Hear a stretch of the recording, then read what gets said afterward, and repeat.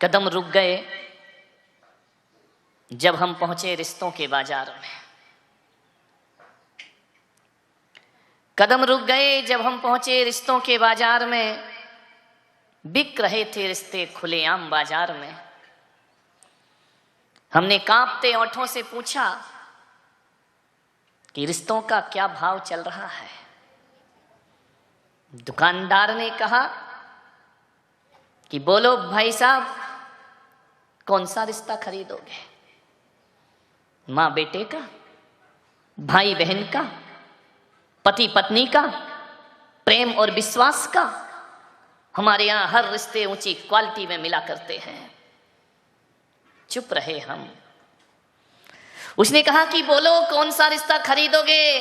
अरे बोलते क्यों नहीं? उत्तर तो दो, प्रश्न तो करो। बड़ी दबी हुई आवाज में पूछा, दोस्ती के रिश्ते का क्या भाव चल रहा है? उसने कहा कि बाबूजी क्षमा करना, सारा संसार इसी रिश्ते पर टिका हुआ है। सारे रिश्ते बिक जाएं तो बिक जाएं, पर दोस्ती का रिश्ता कभी बिका नहीं करता है। दोस्ती का रिश्ता बिकाऊ नहीं होता है। दोस्ती वो रिश्ता है जिसका कोई मोल नहीं लगाया जा सकता है। और जिस दिन दोस्ती का रिश्ता बिक गया, उस दिन ये दुनिया जीने लायक ना रह जाएगी। ध्यान रखना, दोस्ती से कीमती कोई जागीर नहीं होती। दोस्ती से कीमती कोई जागीर नहीं होती। दोस्ती से खूबसूरत कोई तस्वीर नहीं होती।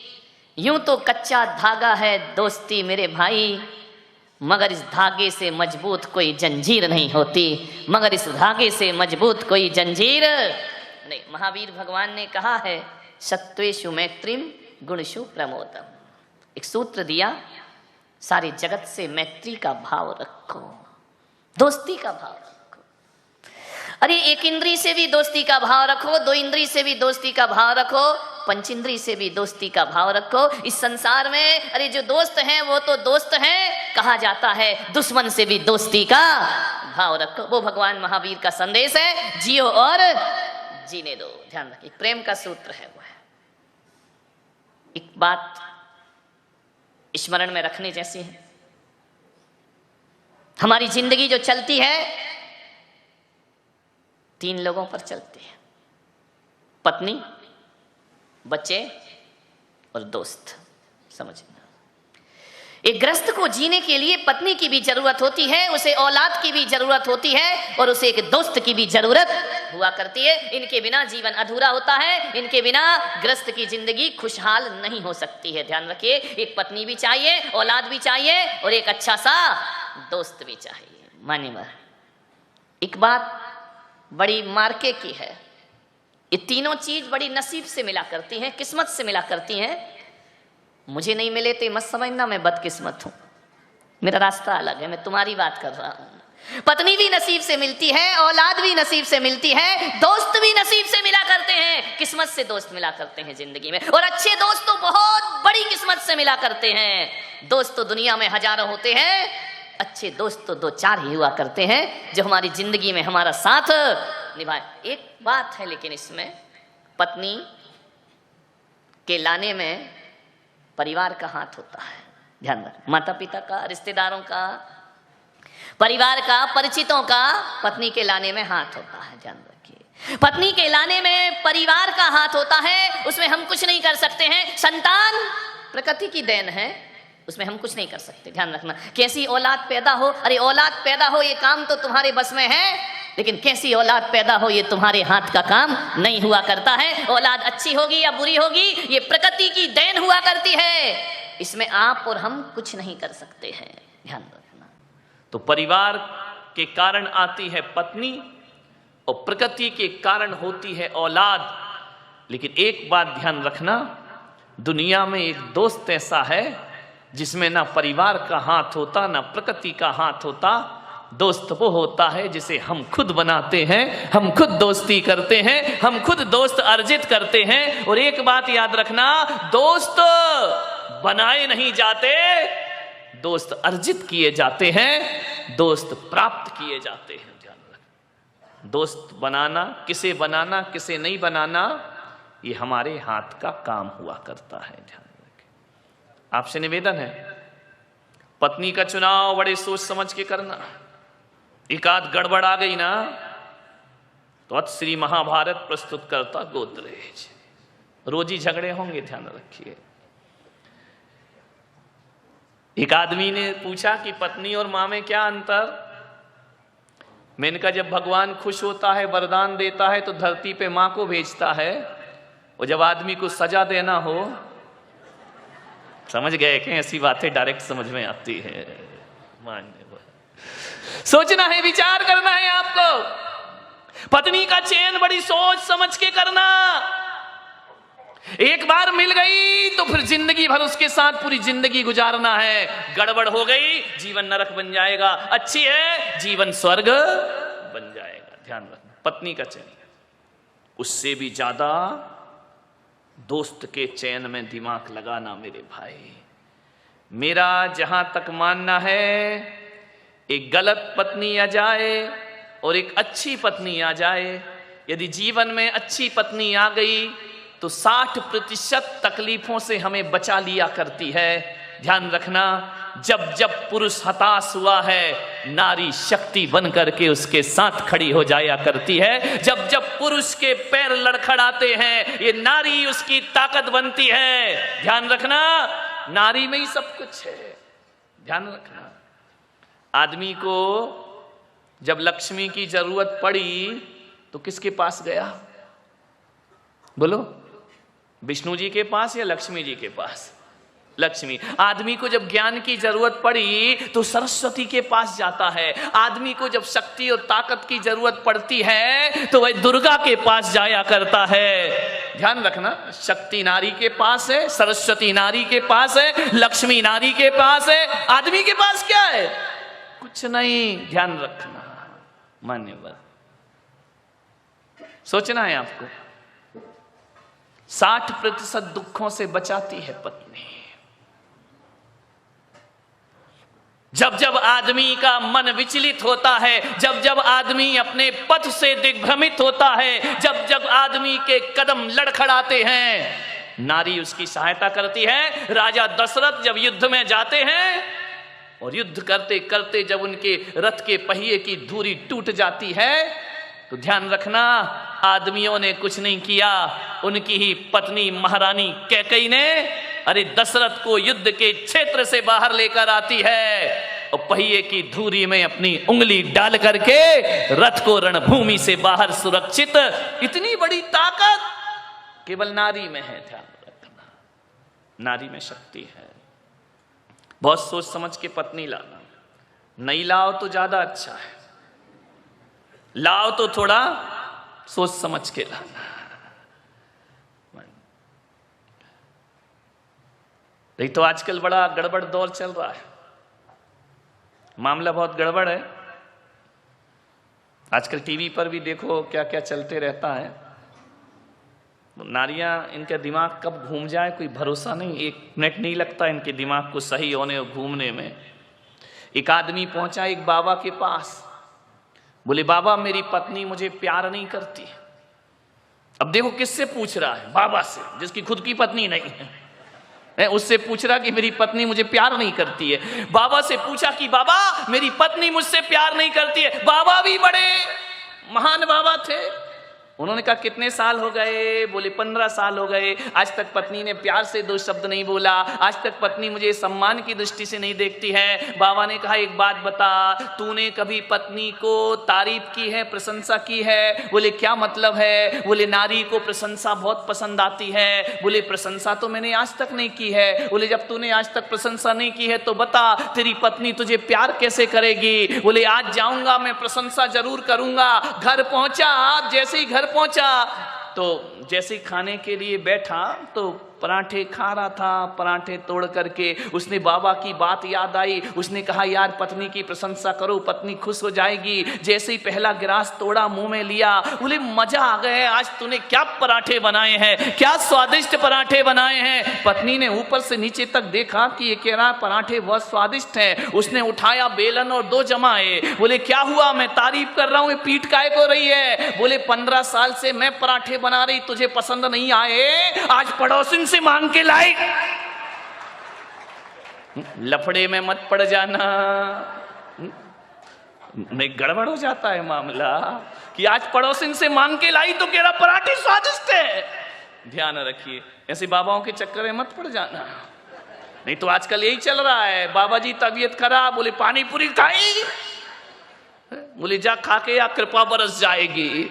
उस आदमी को समझ में आ गया कृपा कहां रुकी थी और कहां बरस गई। ध्यान रखिए, पत्नी सोच समझ के ला, क्या कर सकती हो, अब जैसी भाग्य में लिखी है वही प्राप्त। संतान में कुछ नहीं कर सकते हो आप, लेकिन एक बात मैं कह रहा हूं, 60% दुखों से बचाती है पत्नी।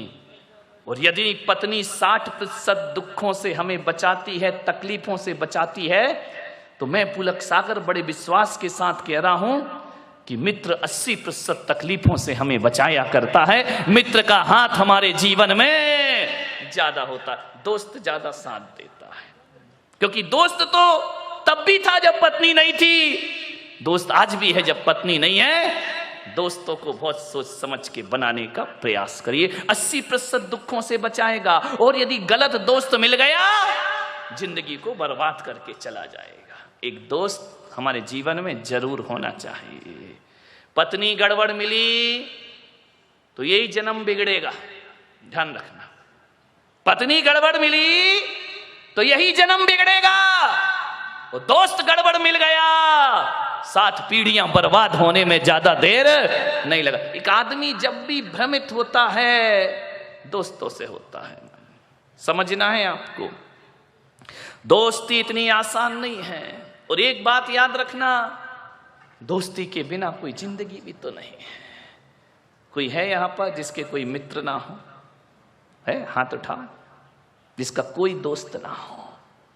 आजकल तो दोस्तों की कमी नहीं है, पड़ोसी दोस्त हो या ना हो, फेसबुक से तो हजारों दोस्त बन जाया करते हैं, व्हाट्सएप से हजारों दोस्त बन जाया करते हैं। दोस्तों की कमी नहीं इस दुनिया में, कोई नहीं होगा जिसका। मेरा भी ऐसा नहीं कि मेरे दोस्त नहीं है, बहुत दोस्त है मेरे, मित्र तो होते ही हैं, मानने वाले। जिंदगी में यदि दोस्त ना रहे तो जिंदगी क्या बचेगी, कोई काम की नहीं रहेगी जिंदगी। जिंदगी का नाम दोस्ती, दोस्ती का नाम जिंदगी। दुनिया में यारो कुछ भी नहीं होता रे, दुनिया में यारो कुछ भी नहीं रहता, रह जाती है दोस्ती। जिंदगी का नाम दोस्ती, दोस्ती का नाम जिंदगी। दौलत कमाई कुछ न कमाया, शोहरत कमाई कुछ न कमाया, दुनिया में उसने सब कुछ कमाया, जिसने कमाई दोस्ती। जिंदगी का नाम दोस्ती, दोस्ती का नाम जिंदगी। जिंदगी है तो दोस्ती है, दोस्ती है तो जिंदगी है। सब मिले और दोस्त ना मिले तो जीना दुश्वार हो जाता है। एक बात याद रखना, मुसीबत में धन दौलत और रिश्तेदार काम आए या ना आए, एक सच्चा दोस्त हमारे बहुत काम आया करता है। राम ने यदि 14 वर्ष का वनवास बिताया तो रिश्ते नातों के दम पे नहीं बिताया मेरे भाई। हनुमान जैसा मित्र मिलता है तो 14 वर्ष पता नहीं चलते। हनुमान जैसे, विभीषण जैसे मित्र ना होते, सुग्रीव जैसे मित्र ना होते तो 14 वर्ष बिताना राम के लिए बड़ा मुश्किल का काम। अरे ईश्वर को भी दोस्तों की जरूरत पड़ा करती है। नारायण कृष्ण को भी सुदामा जैसा मित्र मिल जाता है तो जीवन धन्यता को प्राप्त हो जाता है। मान लो दोस्त तो सबको चाहिए दुनिया में, हर रिश्तों में मिठास आ जाएगी। आज बाप बेटे के रिश्ते अच्छे नहीं हैं, आज पति पत्नी के रिश्ते अच्छे नहीं हैं, आज भाई भाई के रिश्ते अच्छे नहीं हैं, आज भाई बहन के रिश्ते अच्छे नहीं हैं, देवर भाभी के रिश्ते अच्छे नहीं हैं, देवरानी और जिठानी के रिश्ते अच्छे नहीं हैं मेरे भाई। ध्यान रख, क्यों होते हैं रिश्ते खराब? क्योंकि इनमें केवल रिश्ता है, इन रिश्तों में दोस्ती नहीं है। ध्यान रखना। अरे सास बहू का रिश्ता तो दुखदाई होगा, लेकिन सास बहू के रिश्ते में यदि दोस्ती का रिश्ता डाल दिया जाए तो वही सास माँ से बढ़कर के हो जाती है और वही बहू बेटी से अरे दूध तो बहुत मीठा होता है, दूध तो मधुर होता है। गाय जब दूध देती है तो बड़ा मधुर दूध देती है, लेकिन उसके दूध में यदि थोड़ी सी शक्कर चीनी और डाल दी जाए तो दूध और बढ़ जाया करता है, उसका स्वाद बढ़ जाता है। मैं कहता हूं कि बाप बेटे के रिश्तों में भी दोस्ती होना चाहिए, माँ बहन माँ बेटे के रिश्तों में दोस्ती होना चाहिए, भाई बहन के रिश्तों में दोस्ती होना चाहिए। अब वो जमाना गया कि एक बाप कहे 14 वर्ष को वनवास जाओ तो बेटा चला जाए। गया जमाना। धोखे से भी मत बोल देना, मजाक में भी मत बोल देना, नहीं तो बाप बेटा कहेगा जाओ वृद्धाश्रम, अब इस घर में तुम्हारी कोई जरूरत नहीं। अब वो जमाना गया कि बहू सास की आवाज हो, बहू का इतना बड़ा घूंघट निकल आए, पानी उठाने में हाथ कांपने लगे। गया जमाना। ध्यान रखना, छोड़ाओ वो गलियां। अब जमाना बदल गया है, ध्यान रखिए। सास बहू में बहुत प्रेम होगा यदि दोस्ती हो जाए, देवरानी जिठानी में बहुत प्रेम होगा यदि दोस्ती हो जाए, और तो और छोड़ो गुरु और शिष्य में बहुत प्रेम होगा यदि उनके बीच भी दोस्ती का रिश्ता बन जाए, और भी छोड़ो भक्त और भगवान का रिश्ता ऐसा निराला हो जाएगा यदि बीच में प्रेम और दोस्ती का रिश्ता समाहित हो जाए। मित्र बनो। ध्यान रखना, मित्र बनना एक कला है, मित्र बनना एक बहुत बड़ी तपस्या हुआ करती। जंगल में किसने साथ दिया राम जी का? मित्रों ने साथ दिया। मान्यवर दोस्त ही साथ देते। एक बार दो रिश्तेदारी दगा कर जाएगी, दोस्ती हमेशा काम आए। मुझे मालूम है ना, एक बाप के साथ बेटा कितनी देर बैठेगा? आधे घंटे, 10 मिनट, 20 मिनट। उसके बाद कहेगा पापा चलूं। समझ में आ रहा? दो भाई आपस में कितनी देर बैठेंगे? वहां औपचारिकताएं हैं, वहां डर लगता है कि बाप के सामने क्या बोलना, बड़े भाई के सामने क्या बोलना। ये रिश्ते उबाऊ हो जाते हैं, उब जाता है आदमी इन रिश्तों से। ज्यादा देर बैठना, लोग कहते हैं कि हमारे साथ हमारे बच्चे बैठना नहीं चाहते हैं।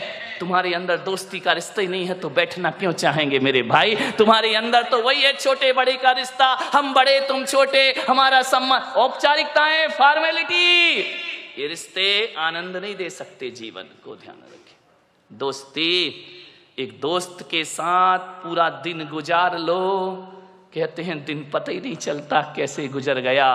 और रिश्तेदारों के साथ घंटे 2 घंटे, पहले दिन का पाहुना, तीसरे दिन का पई, और तीसरे दिन जो रहे पाहुना सोई बेशरम।